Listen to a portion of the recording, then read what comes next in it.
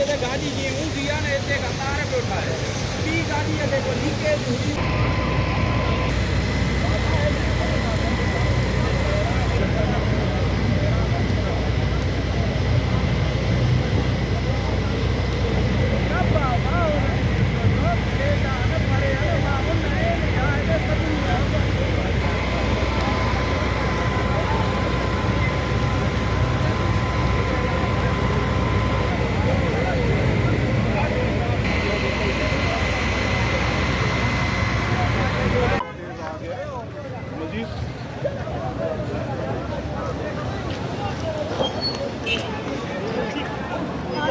लगी क्या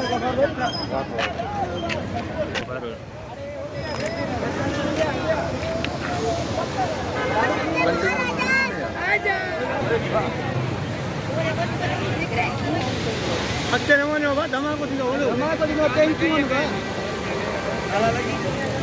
હવા